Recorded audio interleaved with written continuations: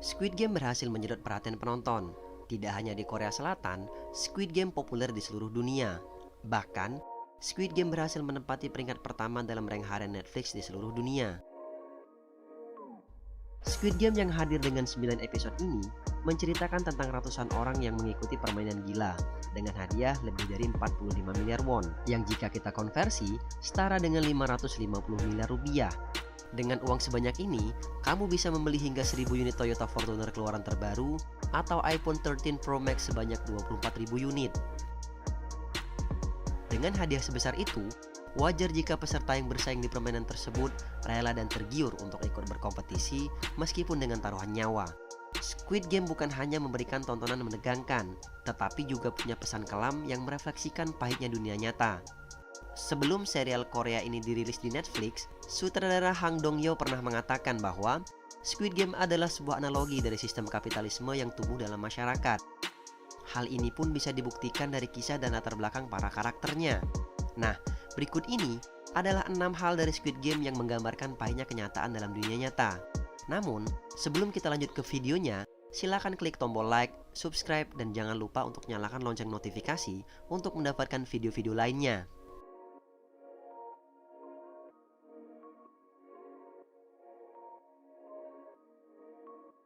Kita sering mendengar pepatah uang bukan segalanya. Pepatah ini sangat lekat di masyarakat dan dianggap sebagai sebuah kebenaran mutlak. Padahal, pepatah tersebut tidak 100% benar.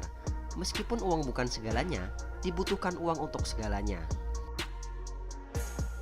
Seluruh peserta dalam survival game adalah orang-orang yang terjerat hutang besar. Mereka merasa tak ada jalan satupun untuk bisa melunasi hutang dan memenuhi kebutuhan hidup sehari-hari mereka. Satu-satunya jalan hanyalah bertaruh nyawa dalam survival game tersebut. Sebegitu buntunya pikiran mereka, bahkan mereka menganggap bertaruh nyawa dalam permainan mematikan itu masih lebih baik dibanding hidup tanpa harapan di luar. Inilah yang membuat sebagian besar peserta kembali bertanding dalam kompetisi tersebut.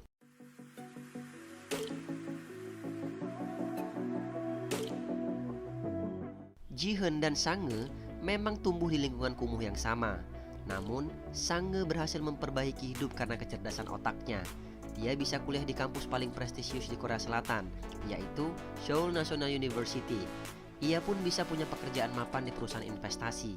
Namun, karena dia mencuri uang dari kliennya, Sang-ge akhirnya menjadi buronan polisi.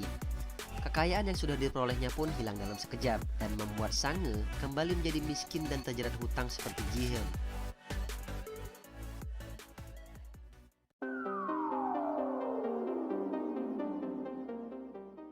Kadangkala, keberuntungan malah berperan penting dalam kehidupan kita.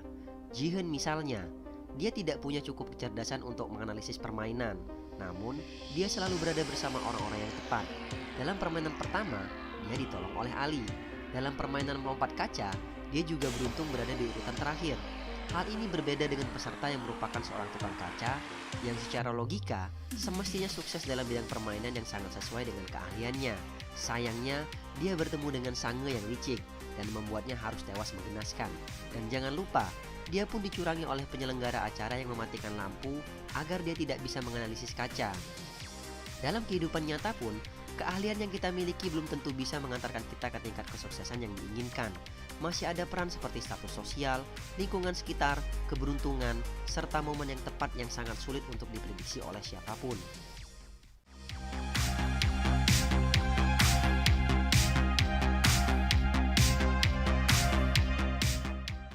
Diskriminasi gender tergambar pada sosok Nimyo yang dianggap rendah oleh Seok-soo karena ia merupakan perempuan. Seok-soo hanya melihat perempuan itu sebagai objek saja, bukan manusia yang layak dihargai. Nimyo juga langsung disingkirkan oleh Seok-soo sebelum permainan tarik tambang karena Seok-soo hanya menginginkan orang-orang yang kuat secara fisik.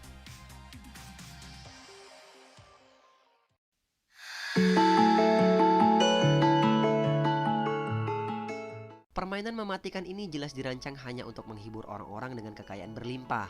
Bahkan, mereka juga bisa seenaknya mengubah peraturan jika permainannya dianggap kurang seru dan kurang membuat para peserta kesulitan. Semakin para peserta sengsara, semakin mereka senang dan terhibur. Kondisi ini menggambarkan bahwa orang-orang yang memiliki kekayaan dapat berbuat sesuka hati, bahkan mereka dapat merubah suatu kondisi agar sesuai dengan keinginan mereka.